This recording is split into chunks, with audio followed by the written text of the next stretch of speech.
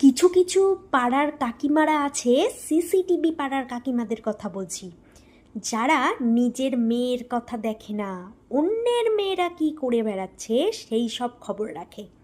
নিজের মেয়েরা হচ্ছে ধোয়া তুলসী পাতা, আর অন্যের মেয়েরা হচ্ছে ধোয়া বিচুটি পাতা, যা গায়ে দিলে চিটপিট চিটপিট চিটপিট করে চলে। তো এখন কাকিমা অন্যের মেয়ে যখন পালায়, তখন সেটা এর কথা অন্য কাকিমাকে, সেখান থেকে আরেক কাকিমাকে বলে বেড়ায়। আজকে নিজের মেয়ে যেই পালিয়েছে সেই বলছে নাকি আমার মেয়ে কিচ্ছু চেনে না, কোনো দিন ঘর থেকে বেরোয়নি, আকাশ দেখেনি, বাতাস দেখেনি, মাটি দেখেনি, কিছুই দেখেনি যেন ওনার মেয়ে কিডন্যাপ হয়ে গেছে। তা ওই ছুঁচোমুখী মেয়েকে কে কিডন্যাপ করবে কাকিমা? এইসব কাকিমাদের না আচ্ছা মতন দেয়া দরকার, এমনিতেই সিধা হয়ে যায়।